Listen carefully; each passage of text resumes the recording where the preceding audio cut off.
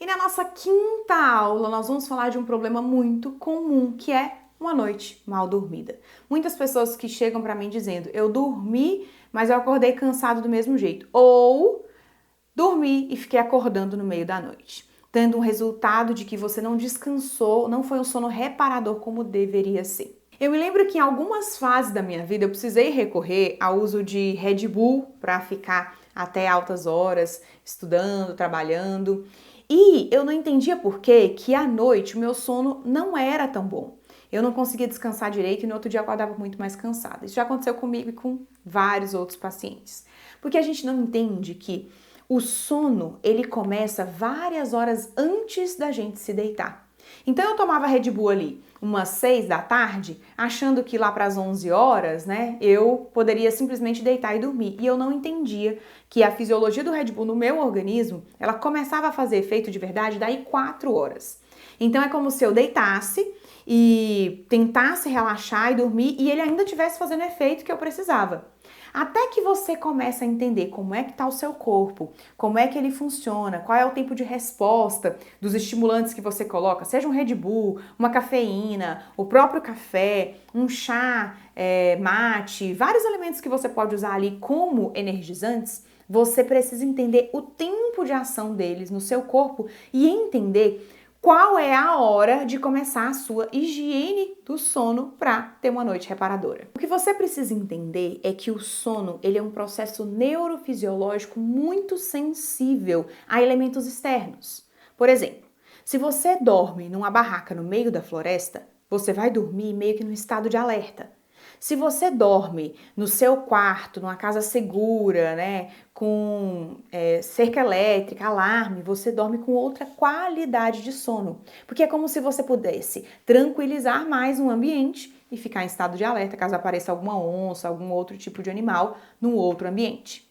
É por isso que muitas vezes nós ignoramos as instruções da ciência e também dos conhecimentos da humanidade e não levamos tão a sério coisas que a gente precisaria considerar. Então, uma cama bem higienizada, um ambiente da temperatura boa, adequada se você puder, uma estrutura em que você coloque, né, todas as luzes apagadas, tudo isso está diretamente relacionado à sua qualidade de sono e, é claro, a você estar descansado ou não no outro dia. Existe um circuito que é como se fosse um jogo de dominó. Sabe aquela brincadeira que você empilha os dominós e empurra uma pecinha? É assim que acontece se você erra lá na primeira estrutura que você precisaria disponibilizar para ter um sono reparador de verdade. Então, se a primeira peça não é ativada, você não vai ativar as demais peças. Nesse caso, a melatonina, que o seu organismo precisa, que só é desenvolvida através do breu, o acúmulo de adenosina no seu corpo gerado pelo estresse, pelo cortisol, tudo isso farão com que você tenha ou não uma noite reparadora. E tudo isso depende de como você vai organizar aquilo que nós chamamos de ciclo circadiano ou, em outras palavras, de rotina do sono. A nossa tarefa da aula de hoje vai ser organizar uma rotina do sono que funcione. E você vai poder colocar vários elementos de acordo com aquilo que você gosta, da sua adaptação de vida. Os que eu vou te ensinar aqui, eles podem servir para você como pontos de apoio. E aí você vai fazer uma rotina própria que funcione para você a partir daquilo que a ciência traz de elementos. Vou te dar um exemplo. Existe uma estrutura de frequência sonora que permite que o seu batimento cardíaco, né, a sua frequência cardíaca diminua, entrando num estado de tranquilidade ali. E essa frequência, ela pode ser utilizada com um vídeo do YouTube. Então você vai pegar ali o som, vai colocar e vai ouvir. Mas existem pessoas que não gostam de dormir com barulho nenhum. Tá tudo bem. Você que não gosta de dormir não precisa desse som, né, que a gente vai chamar de frequência sonora, para que você entre nessa frequência. Você pode fazer outros exercícios como você já aprendeu por aqui. Eu vou te dar vários elementos para construir a sua rotina do sono e você vai criar a sua própria rotina. Mas é claro que, ao final de todas as instruções, você vai escrever para mim aqui nos comentários como é que vai ficar a sua rotina do sono personalizada. Vamos lá? Na prática, nós vamos seguir para os 7 passos de higiene do sono, para que você tenha um sono reparador de verdade. Eu escolhi 7 passos porque foram as 7 condições que eu achei maiores evidências científicas para te ajudar a ter bons resultados por aí. E lembre-se, você vai personalizar isso para você, mas vai me dizer exatamente com qual dos 7 passos você ficou e o que você vai manter na sua rotina. Vamos lá, o primeiro deles. Muitas pessoas, na hora de se deitar, a primeira coisa que ela faz é o quê? Colocar o despertador para amanhã. Você é dessas pessoas? Pois é. Só que a primeira coisa que nós precisamos fazer é marcar o horário de irmos para a cama, não o horário de despertar. Eu te digo que é mais importante o horário de se deitar do que o horário de despertar. É claro, se você vai para o trabalho, se você tem horário marcado no outro dia de manhã, você vai manter a questão do despertador. Mas para nós, para a sua ansiedade noturna, é mais importante que você zele pelo horário de ir para a cama.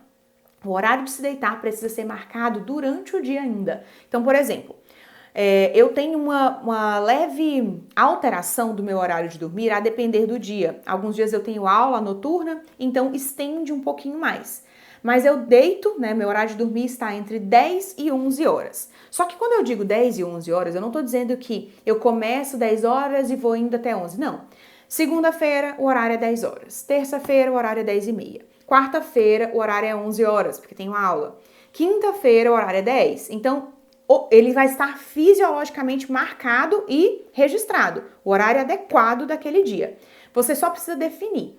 Se a sua vida, né, for um pouco agitadinha como a minha, tenta marcar por dia da semana. Se a sua vida for um pouco mais rotineira, marque o mesmo horário todos os dias. E é muito bom que você tenha um volume de horas de sono sempre proporcional. Então eu tento, no dia que eu tenho aula no outro dia às 7 horas da manhã, eu tento dormir às 10 da noite, porque eu preciso de uma janela maior de sono. Então, essa regulação que eu quero que você faça agora. Primeira tarefa, e essa é fundamental, hein? Horário de ir se deitar. Essa é a primeira tarefa dos seus 7 hábitos na hora de dormir, de higiene do sono, tá bom? Segunda tarefa fundamental, tire as telas 1 hora antes do horário que você marcou. Eu não sei se você sabe, mas as telas, as luzes, né, aqui do computador, as luzes brancas, elas inibem a questão da melatonina, que é a primeira pecinha do dominó que eu preciso que você zele por ela. Então, tirar as suas telas 1 hora antes do seu horário de se deitar é fundamental para que neurologicamente a sua melatonina consiga ser estimulada e produzida pelo seu corpo, tá? Doutora Ellen, não é possível. Faça um esforço. Comece com meia hora, depois passe para 45 minutos, depois para 1 hora. Tente trazer para o seu horário ali de dormir aquela questão do banho, né? E regule isso para você. Esse elemento da higiene do sono vai fazer muita diferença na sua qualidade de sono. E lembre-se, eu só quero saber o resultado que você teve depois da sua rotina de higiene do sono depois de 7 dias fazendo a mesma rotina, tá? Não é com um dia que você vai resolver o seu sono da água pro vinho e ter um sono que descanse, bem reparador. Você precisa de uma pequena constância, mas os primeiros 7 dias eu te garanto que você já vai ver resultado. Vamos ao terceiro ponto da nossa higiene do sono, desses hábitos para dormir. É um banho morno antes de dormir. Tá? Tem gente que gosta de banho quente, tem gente que não gosta, mas nesse momento eu preciso que você tome um banho morno. Por quê? As suas fibras musculares vão entender que elas precisam e elas podem relaxar. Então, um banho quente na hora de dormir para a pessoa ansiosa é remédio. E eu digo mais, já vi vários pacientes que fizeram desmame de medicação e foram para a questão, né, dos fitoterápicos ali, porque conseguiram fazer uma boa rotina de sono. Então, em primeiro lugar, você vai marcar o horário de dormir. Segundo lugar, você vai desligar os eletrônicos e as telas 1 hora antes. Terceiro lugar, você vai tomar um banho morno antes de dormir. Combinado? Quarto ponto, aqui a gente vai mexer um pouquinho com o ambiente do seu quarto. É muito importante que o lugar onde você vai passar essa última 1 hora, né, antes de deitar, você precise ter luzes neutras ou amarelas, tá? Você não pode ter luzes frias neste momento da sua rotina, porque a luz fria vai fazer essa inibição de melatonina, mas ela também vai criar um estímulo para os nervos oculomotores que vão fazer com que você fique ainda mais no sistema simpático. Então é muito importante que as luzes, é para trocar a lâmpada do quarto, doutora Ellen? Sim, tá? Isso é para você um sistema preventivo. Então, você vai nas lojas que vende luz e vai procurar luz neutra ou luz quente, tá bom? Nunca luz fria. Combinado? Depois, aqui é uma sugestão que ela faz muito bem para muitas pessoas e que eu acho que pode ser uma boa hora para você retomar um hábito antigo que eu sei que deve estar de lado por aí, não é?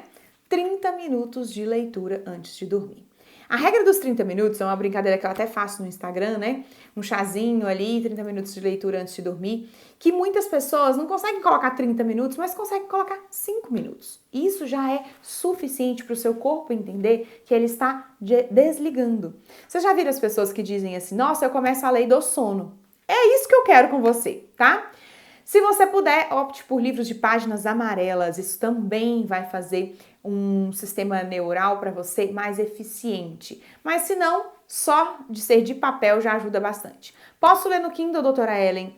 O Kindle ele tem uma preparação específica, né, para que você não perca sono. Então é possível. Mas se você puder, nesse momentozinho, opte pelas páginas, as folhas de papel, que eu tenho certeza que vão trazer para você estruturas neurais muito mais eficientes e você vai sentir os resultados já nos primeiros 7 dias.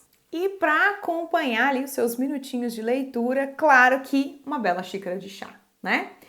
Não importa se você gosta de chá ou não, eu me recordo que quando eu fui tratar a minha ansiedade, eu odiava chá.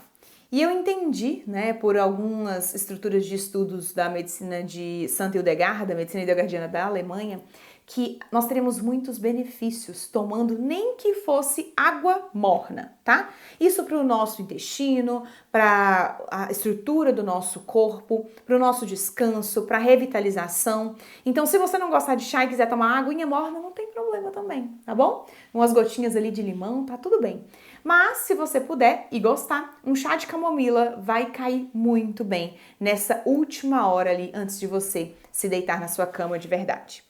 Então, o nosso 6º ponto, um chá de camomila para te acompanhar. E por último, eu já mencionei aqui, mais uma estrutura de frequência sonora de 423 Hz. Você basta colocar no YouTube, né? Coloca lá assim, frequência de 423 Hz ou então ruído branco.